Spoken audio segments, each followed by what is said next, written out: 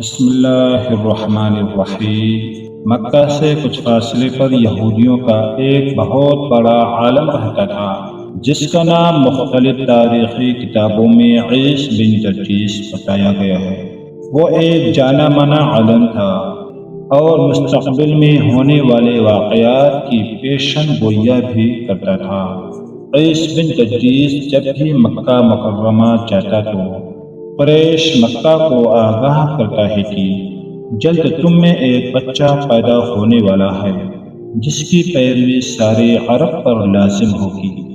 تمام قبائل مکہ اس کے سامنے پست تصور ہوں گے۔ وہ نہ صرف عرب پر حکمراں ہوگا بلکہ وہ عجمی لوگوں کے دلوں کی دھڑکن بن جائے گا۔ اور اے مکہ والو، جب وہ پیدا ہوگا تو اس کے کندھوں کے درمیان مہر نبوت ہوگی۔ وہ بچہ پیدائش کے 3 دن تک سخت تکلیف میں رہے گا۔ جب وہ اعلان نبوت کرے گا تو تم سب پر اس کی پیروی لازم ہوگی۔ جب پیروی نہ کرے گا وہ اپنے مقصد اور آرزوؤں میں ناکام ہو جائے گا۔ کامیابی کا راز یہی ہوگا کہ اس کی نبوت پر ایمان لے آیا جائے۔ عیس بن جرجیس جب بھی مکہ آتا تو نئے پیدا ہونے والے تمام بچوں کو دیکھ کر واپس لوٹ جاتا۔ آہستہ آہستہ اس کی بات اس قدر مشہور ہو گئی کہ مکہ والوں کے گھر جب بھی کوئی بچہ پیدا ہوتا تو وہ اس کو لے کر مکہ کی سرحد پر عیس بن جرجیس کے پاس چلے جاتے تاکہ معلوم ہو سکے کہ شاید انہی کا بچہ وہ مبارک بچہ بن جائے۔ ناظرین گرامی، دلچسپ بات تو یہ ہے کہ حضرت عبد المطلب بھی اپنے پیدا ہونے والے پوتے کو لے کر اس یہودی عالم عیس کے پاس تشریف لے جاتے ہیں۔ اس یہودی کے ساتھ حضرت عبد المطلب کی کیا کیا باتیں ہوئی۔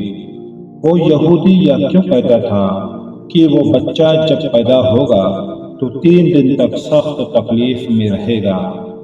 آئیے ویڈیو میں آگے بڑھتے ہیں کہ جب 570 عیسوی کے ربیع الاول کے مبارک مہینے کی خوبصورت رات کے پچھلے پہر نبی آخر الزماں فخر دو جہاں محبوب رب کائنات حضرت محمد صلی اللہ علیہ وآلہ وسلم اس دنیا میں رونق افروز ہوتے ہیں۔ حضرت عبد المطلب نے بچے کو گود میں لیا اور فرمانے لگے، میرا یہ بیٹا پریشان والا ہوگا۔ ایسا ہی ہوا۔ ایک طرف حضرت عبد المطلب اپنے پیارے پوتے کو اٹھائے کھڑے ہیں تو دوسری طرف کعبہ میں موجود پودے منہ گر رہے ہیں۔ عمر بن نفیر اور عبداللہ بن جاش نے جب دیکھا کہ ان کے خدا بندے پڑے ہیں تو انہوں نے ایک ایک کر کے بتوں کو اپنی جگہ پر رکھنا شروع کیا۔ جیسے ہی وہ ایک بت کو رکھ کر دوسرے کی طرف جاتے تو پہلے والا پھر گر جاتا۔ وہ بہت دیر تک یہ عمل دہراتے رہے۔ پھر ایک بت سے آواز آئی، آج ایک ایسے بچے کی پیدائش ہے کہ جس نے مشرق سے مغرب تمام زمین کو روشن کر دیا ہے۔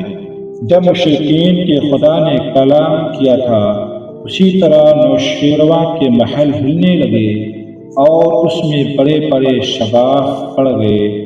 بادشاہ نے جب ایک کاہن کو بلا کر پوچھا کہ ہمارے محل کا یہ حال کیوں ہوا ہے تو کاہن چلا اٹھا کہ وہ بچہ پیدا ہو گیا ہے جو عرب و شام پر چھا جائے گا۔ ناظرین گرامی، ایک روایت تو یہ بھی ملتی ہے کہ جس رات تاجدار کائنات سرور کونین حضرت محمد پیدا ہوئے تو اللہ پاک نے کسی کے گھر میں بھی لڑکی پیدا نہ کی، لیکن اکثر مصرفین اس روایت کو کمزور سمجھتے ہیں۔ خیر، حضرت عبد المطلب اپنے پوتے کو اٹھا کر اپنے گھر سے نکل کر اس یہودی کے پاس پہنچتے ہیں۔ اس کی عبادت گاہ کے دروازے پر پہنچ کر یہودی عالم اس کو آواز دیتے ہیں۔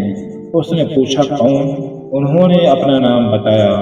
پھر اس سے پوچھا تم اس بچے کے بارے میں کیا کہتے ہو؟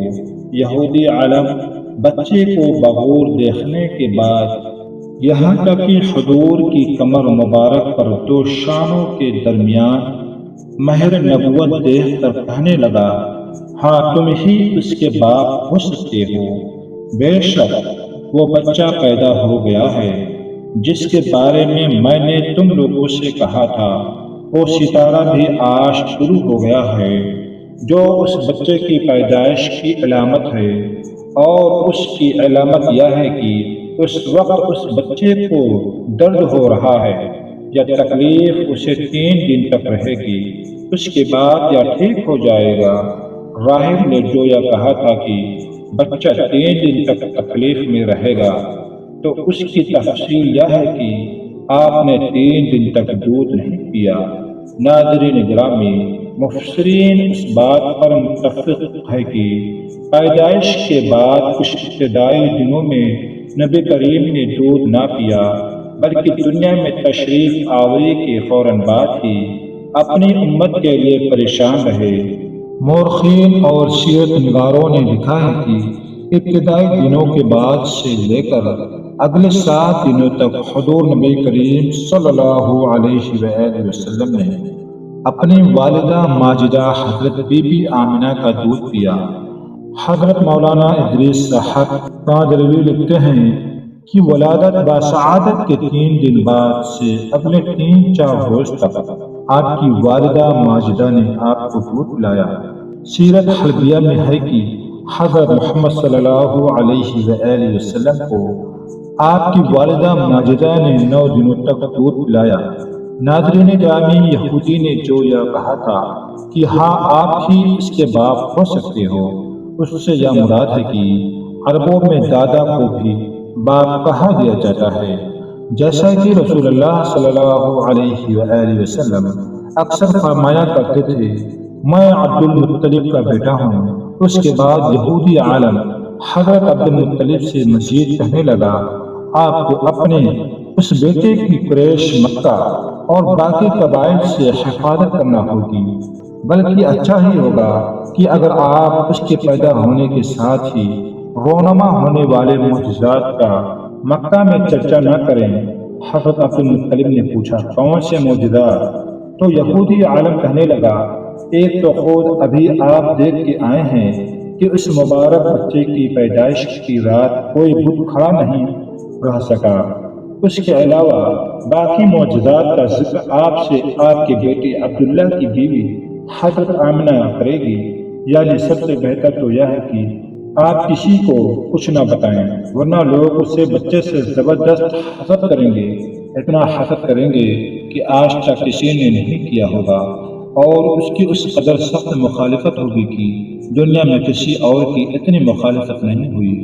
پوتے کے متعلق یہ باتیں سن کر حضرت عبد المطلب نے عیسیٰ سے پوچھا، اس بچے کی عمر کتنی ہوگی؟ یہودی نے اس سوال کے جواب میں کہا کہ اگر اس بچے کی عمر طبعی ہوئی تو بھی 70 سال تک نہیں ہوگی، بلکہ اس سے پہلے ہی 61 یا 63 سال کی عمر میں وفات پائیں گی، اور اس کی امت کی اوسط عمر بھی اتنی ہی ہوگی۔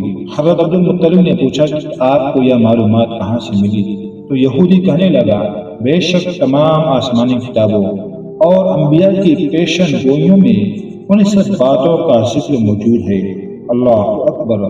اللہ پاک ہم سب کو نبی محترم کی شریعت پر مکمل طور پر عمل پیرا ہونے کی توفیق دے۔